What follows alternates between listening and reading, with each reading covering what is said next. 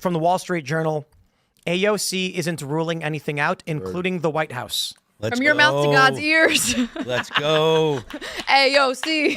Let's go. Where do we donate?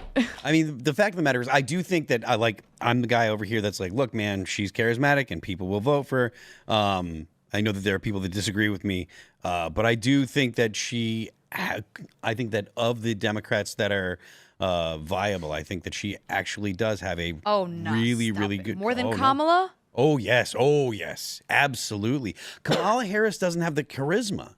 Kamala Harris is bad at speaking. She has bad policy because she doesn't actually have a foundation. Does AOC have policy? The point about AOC is AOC hasn't gone back and forth from being super progressive to being kind of a conservative, she doesn't flip flop, and she doesn't have the rumors about how she got into politics that Kamala Harris does. I hear you, Phil, but I counter with this story. Post-millennial, quote, "This woman has done nothing.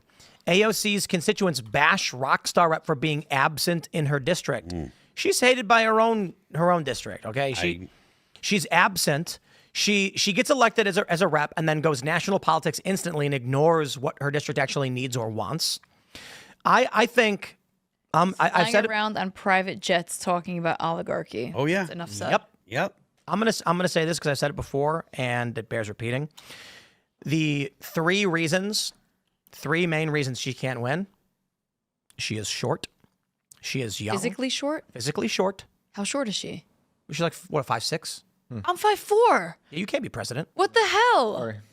You do know that people vote based on height, right? Okay, so I wear high heels. Nobody knows. Doesn't work. That's why Ron DeSantis was accused of wearing. I'm challenging you on that. It's true. I'll be president at 5'5". Good luck. You saw Ron DeSantis wearing those weird boots, Yeah. with the heels in them. Yeah.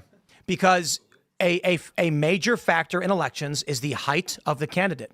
That's why who was it? Kamala wanted a stool or something. I think attractiveness. Yes, I don't think it's height. Height, absolutely. That's why Kamala wanted a smaller podium because she didn't want to look small behind a podium because height matters. It's not my opinion. It's true. Her youth, Let me see. absolutely a huge issue, and a high pitched voice. Well, her youth for sure, and high pitched voice. Yeah.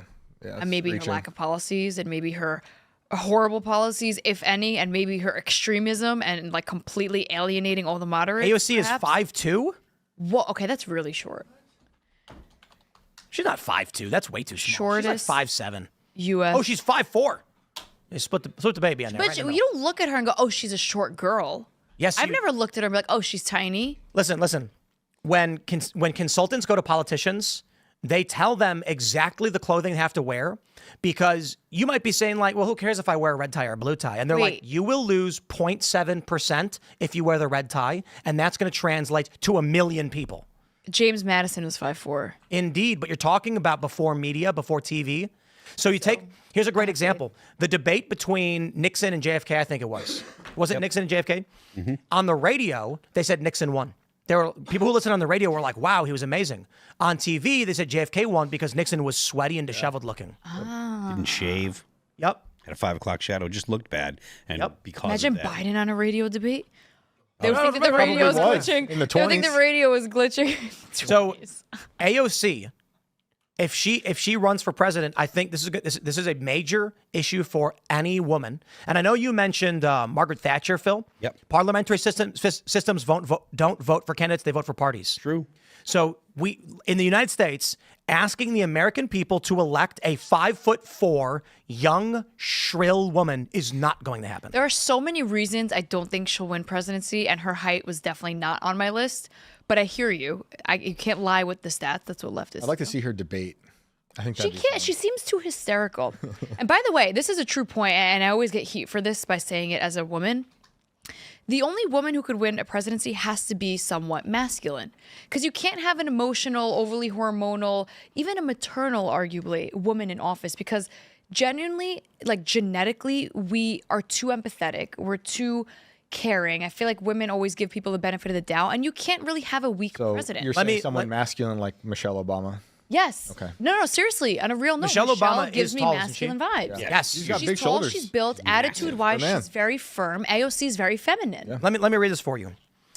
The study Height and Success in Politics by Timothy A. Judge and Daniel M. Cable, published in the Journal of Psychological Science, found that taller individuals tend to earn more and are more likely to attain leadership positions, including politics.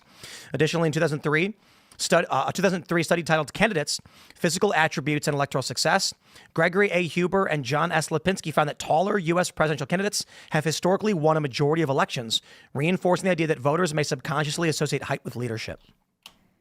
Listen, This is like a well-known thing. I thought everybody understood. I think That's for why men, Ron is. definitely for men. It's look. I actually think tall women. So I don't want to say they're unattractive because it's not true. Women trying to be men lose. Women have a better chance of winning if they try to be matriarchal instead of patriarchal. But they don't understand this. All of the data being presented to them on elections is being presented largely from a male perspective, from male candidates, and they're trying to apply it to women. You see this with AOC at a Bronx rally, where she ran out fist bumping and going like, whoa, whoa, whoa. But her voice, it's not a deep, thundering, charismatic, they may take our lives, but they'll never take our freedom, Here's what I think. Every time I picture a woman in office, I think, how would like Hamas as example view them? How would Putin treat them? How would she respect them? I think like, how are you going to sit at the big boys table and be able to hold your ground? You want to laugh as much as I can't stand her. I don't mind Hillary Clinton that much because she's so masculine to me that I actually think she could hold her ground because she's kind of like a dude deep down. And she's still, what did she get? 62 million votes, something? What was it? Like I would have taken Hillary over Kamala any day. I agree with the left on, you call it an inherent sexism or whatever you want to call it, that prevented her from winning. Not completely. I think she's just despised so much. But you combine that with, look at you've got the anecdotal man in the street interviews, and there's hundreds of them where they straight up interview people like, vote for Kamala. I'm like, I ain't voting for a woman. Tons of those videos went viral during the election cycle. I think if she was more respectable, I don't think that would be the argument. Listen, obviously there are degenerates who are like, I hate women. Probably Andrew Tate's like followers, but otherwise, you?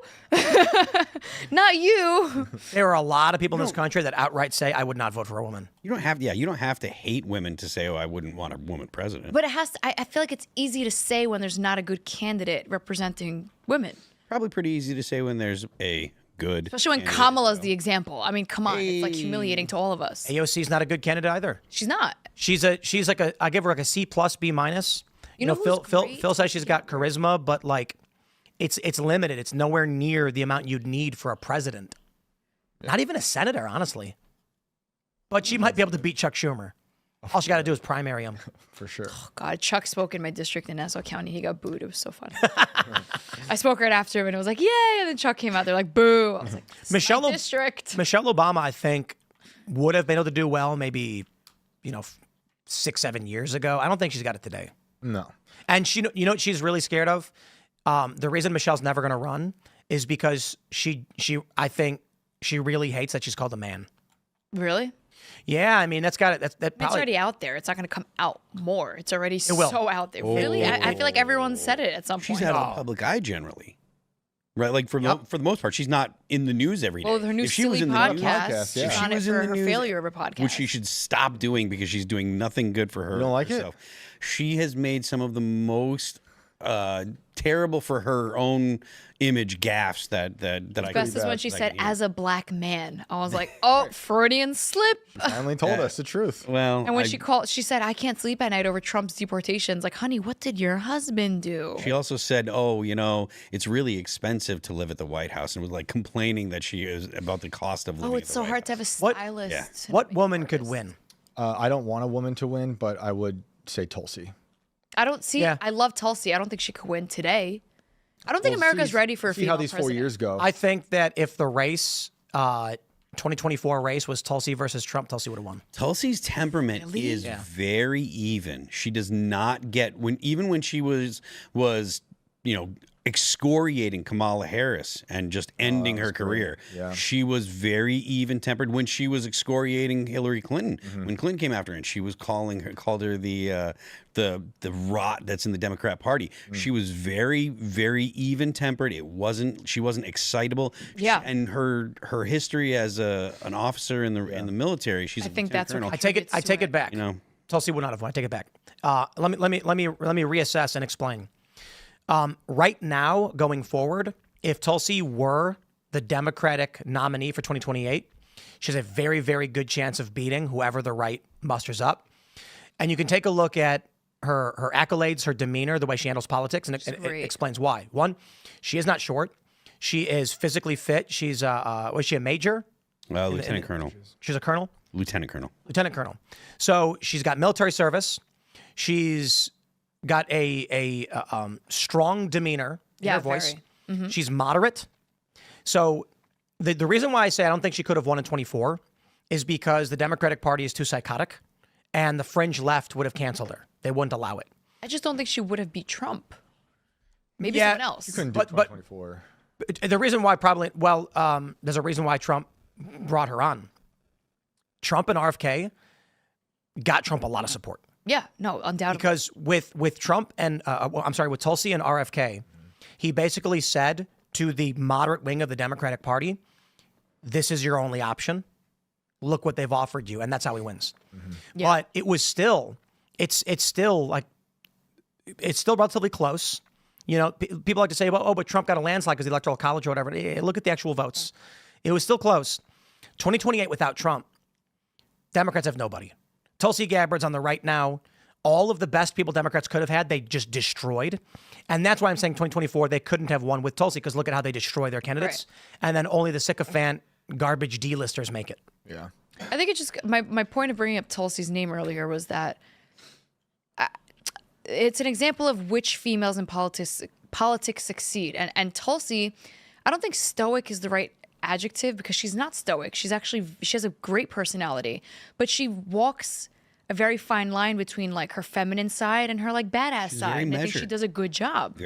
She's very intelligent. She knows how to project it, but not in a way where she's trying to one up a man, but like she belongs at the table. Yeah, and she demands the respect, but not in like a bitchy way. Well, I think that comes from the fact that she is used to being in positions of authority. And also, like I said, I think measured is a really great word to describe her. She's not she's not excitable. She's Nikki got very frustrated in her debates, and I was like, ugh. Thanks for checking out this clip from Timcast IRL. Make sure to watch the show live Monday through Friday at 8 p.m. Subscribe to this channel, and we will see you all there.